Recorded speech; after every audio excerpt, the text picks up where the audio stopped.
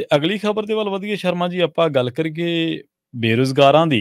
ਕਹਿੰਦੇ ਪੰਜਾਬ ਮੰਡੀ ਬੋਰਡ, ਮਾਰਕਫੈਡ ਤੇ ਪੀਆਰਟੀਸੀ ਦੇ ਵਿੱਚ 15 ਸਾਲ ਬਾਅਦ ਹੁਣ ਭਰਤੀ ਹੋਣੀ ਹੈ ਜੀ।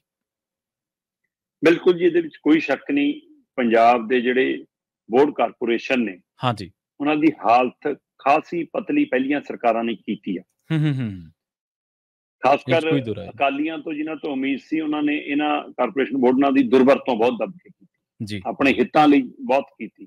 ਤੇ ਕਾਂਗਰਸ ਨੇ ਵੀ ਕੋਈ ਇਹਦਾ ਬੜਾ ਸੁਧਾਰ ਨਹੀਂ ਕਰ ਸਕੀਆਂ, ਉਹ ਵੀ ਨੁਕਸਾਨ ਹੀ ਕਰਕੇ ਗਈਆਂ।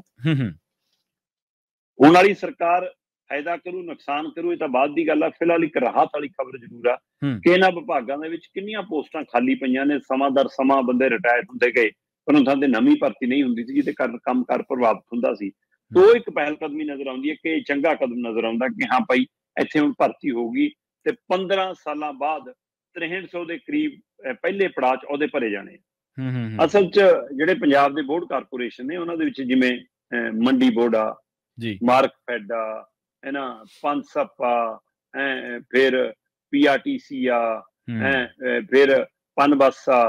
ਤੋ ਇਹ ਵੇਅਰ ਹਾਊਸਿੰਗ ਨਾਲ ਸੰਬੰਧਿਤ ਨੇ। ਉਹ ਸਾਰੇ ਇਹਨਾਂ ਸਾਰੇ ਵਿਭਾਗਾਂ ਦੇ ਵਿੱਚ ਕਹਿੰਦੇ ਜੀ ਅਸੀਂ ਏ ਕਲਾਸ ਤੋਂ ਲੈ ਕੇ ਸੀ ਕਲਾਸ ਤੱਕ, ਠੀਕ ਹੈ ਜੀ, ਪਹਿਲੇ ਦਰਜੇ ਤੋਂ ਲੈ ਕੇ ਤੀਜੇ ਦਰਜੇ ਤੱਕ ਦੀਆਂ ਜਿਹੜੀਆਂ ਪੋਸਟਾਂ ਖਾਲੀ ਪਈਆਂ ਨੇ, ਉਹਨਾਂ ਪੋਸਟਾਂ ਦੇ ਉੱਤੇ 6300 ਦੇ ਕਰੀਬ ਬੰਦਿਆਂ ਦੀ ਭਰਤੀ ਕਰਨੀ ਆ।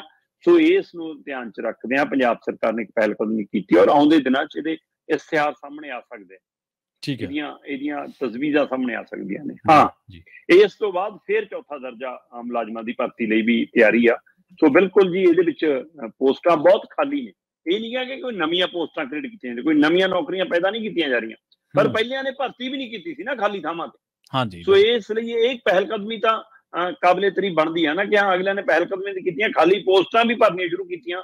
ਉਹਦੇ ਨਾਲ ਨਵੀਂ ਪੀੜ੍ਹੀ ਨੂੰ ਕੁਛ ਰੁਜ਼ਗਾਰ ਤਾਂ ਮਿਲਣਾ ਨਾ। ਹਾਂ ਬਿਲਕੁਲ ਜੀ। ਪਰ ਜਿੱਥੇ ਇਹ ਚਾਹੇ ਜਿਨ੍ਹਾਂ ਜਿਹੜੇ ਇਸ ਕੈਟਾਗਰੀਆਂ 'ਚ ਪੂਰੇ ਆਉਂਦੇ ਨੇ, ਚਾਹੇ ਉਹ ਜੇ ਪੀਆਰਟੀਸੀ ਜਿਵੇਂ ਪਨਵਾਸੀਆਂ ਨਿਕਲਦੀਆਂ ਨੇ ਤਾਂ ਡਰਾਈਵਰੀ, ਕੰਡਕਟਰੀ, ਚੈਕਰ ਜਾਂ ਹੋਰ ਵਿਭਾਗੀ ਅਹੁਦਿਆਂ ਦੇ ਲਈ ਜਿਨ੍ਹਾਂ ਨੇ ਉਹ ਕੋਰਸ ਜਾਂ ਉਹ ਸਰਟੀਫਿਕੇਟ ਲਏ ਹੋਏ ਨੇ ਜਾਂ ਉਹ ਟ੍ਰੇਨਿੰਗ ਲਈ ਹੋਈ ਆ, ਉਹਨਾਂ ਨੂੰ ਉਮੀਦ ਆ। ਉਸੇ ਤਰ੍ਹਾਂ ਮੰਡੀ ਬੋਰਡ, ਪਨਸਪ, ਮਾਰਕਫੈਡ, ਇਹਨਾਂ ਸਾਰੇ ਹਵਾਲਿਆਂ ਨਾਲ ਜਿਹਨਾਂ ਨੂੰ ਲੱਗਦਾ ਕਿ ਅਸੀਂ ਕ੍ਰਾਈਟੇਰੀਆ ਪੂਰਾ ਕਰਦੇ ਹਾਂ, ਉਹਨਾਂ ਨੂੰ ਆਸ ਜਾਗਦੀ ਆ। ਉੱਥੇ ਉਹਨਾਂ ਨੂੰ ਖਤਰਾ ਵੀ ਲੱਗਦਾ ਕਿ ਕਿਤੇ ਜੀ ਆਪਣੇ ਸਹੁਰਿਆਂ ਦੇ ਪਿੰਡ ਦੀ ਉਹ ਨਾ ਭਲਾਈ ਹੋਈ ਜਾਵੇ। ਇਹ ਵੀ ਫਿਕਰ ਖੜਾ ਪੰਜਾਬ ਦੇ ਨੌਜਵਾਨਾਂ ਨੂੰ, ਕਿਉਂਕਿ ਹਾਲ ਹੀ 'ਚ ਪਿਛਲੇ ਦਿਨ ਹੀ ਦੇਖਿਆ ਗਿਆ ਇਹ ਗੱਲ ਕਿ ਭਾਈ ਮਾਨਸਾ ਨਾਲ ਸੰਬੰਧਿਤ ਉੱਥੇ ਦੇ ਲਈ ਸਬ ਇੰਸਪੈਕਟਰ 7 ਰੱਖੇ, 7 ਚੋਂ 6 ਹਰਿਆਣੇ ਦੇ। ਤੇ ਲੋਕਾਂ ਨੇ ਸੋਸ਼ਲ ਮੀਡੀਆ ਤੇ ਝੜੀ ਲਾਤੀ, ਕਹਿੰਦੀ ਬਈ ਇਹ ਤਾਂ ਸਹੁਰਿਆਂ ਦੇ ਪਿੰਡ 'ਚ ਨੰਬਰ ਬਣਾਏ ਜਾ ਰਹੇ ਨੇ, ਸਹੁਰਿਆਂ ਦੇ ਪਿੰਡ ਲਈ ਕੰਮ ਕੀਤਾ ਜਾ ਰਿਹਾ, ਕਿਉਂਕਿ ਮੁੱਖ ਮੰਤਰੀ ਸਾਹਿਬ ਦੀ ਧਰਮ ਪਤਨੀ ਹਰਿਆਣੇ ਨਾਲ ਸੰਬੰਧਿਤ ਆ। ਪਰ ਇਹ ਕਹਿਣ ਨੂੰ ਤੰਜ ਹੋ ਸਕਦਾ, ਪਰ ਅਸਲ ਦੇ ਵਿੱਚ ਹਕੀਕਤ ਇਹ ਹੈ ਕਿ ਇਹ ਕੇਜਰੀਵਾਲ ਦੇ ਹੁਕਮਾਂ ਤੇ ਹੁੰਦਾ ਤੇ ਕੇਜਰੀਵਾਲ ਦਾ ਗ੍ਰਹਿ ਸੂਬਾ ਹੈ ਹਰਿਆਣਾ। ਹਾਂਜੀ। ਤੇ ਕੇਜਰੀਵਾਲ ਦੀ ਨਜ਼ਰ ਹੁਣ ਹਰਿਆਣੇ ਦੀਆਂ ਚੋਣਾਂ ਤੇ ਆ। ਤੇ ਭਰਤੀ ਕਹਿੰਦੇ ਆ ਜੀ ਵਿਭਾਗ ਨੇ ਕੀਤੀ ਤਕਨੀਕੀ ਤੌਰ ਤੇ ਢੰਗ ਤਰੀਕੇ ਨਾਲ, ਤੇ ਮੁੱਖ ਮੰਤਰੀ ਸਾਹਿਬ ਨੂੰ ਸੱਤੇ ਕੱਪੜੀ ਅੱਗ ਲੱਗ ਗਈ ਜਦੋਂ ਸਵਾਲ ਖੜੇ ਹੋਏ ਕਿ ਆਹ ਹਰਿਆਣੇ ਦੇ ਕਿਉਂ। ਉਹ ਸਫਾਈ ਦੇਣ ਤੇ ਆਏ ਤੁਰੰਤ। ਇਹਦਾ ਮਤਲਬ ਤੁਹਾਨੂੰ ਪਤਾ ਸੀ ਸਾਰੀ ਜਾਣਕਾਰੀ, ਤੁਹਾਡੀ ਸ਼ਹਿ ਤੇ ਹੋਇਆ, ਤੁਹਾਡੇ ਇਸ਼ਾਰੇ ਤੇ ਹੋਇਆ ਜੀ, ਤੇ ਤੁਸੀਂ ਲੀਡਰਾਂ ਦੇ ਹਵਾਲੇ ਨਾਲ ਦਮ ਭਰਦੇ ਹੋ ਜੀ ਪੰਜਾਬੀ ਨਹੀਂ ਆਉਂਦੀ। ਰਾਜਾ ਵੜਿੰਗ ਨੇ ਭਰਤੀ ਨਹੀਂ ਹੋਣਾ ਸੀ, ਖੈਰੇ ਨੇ ਭਰਤੀ ਨਹੀਂ ਹੋਣਾ ਸੀ, ਕਿਸੇ ਲੀਡਰ ਨੇ ਭਰਤੀ ਪੰਜਾਬ ਦੀ ਜਵਾਨੀ ਨੇ ਹੋਣਾ ਸੀ। ਤੁਸੀਂ ਕੀ ਪੰਜਾਬ ਦੇ ਨੌਜਵਾਨਾਂ ਨੂੰ ਕਹਿੰਦੇ ਹੋ ਕਿ ਤੁਹਾਡੇ ਨਾਲੋਂ ਵੱਧ ਹਰਿਆਣੇ ਤੇ ਰਾਜਸਥਾਨ ਨੂੰ ਪੰਜਾਬੀ ਆ ਗਈ? ਤੁਸੀਂ ਇਹ ਕਹਿਣਾ ਚਾਹੁੰਦੇ ਹੋ ਕਿ ਤੁਸੀਂ 45% ਨੰਬਰ ਲੈਣ ਦੇ ਵੀ ਲਾਇਕ ਨਹੀਂ? ਸੋ ਇਹ ਤਰੀਕਾ ਕਿਹੜਾ ਹੈ?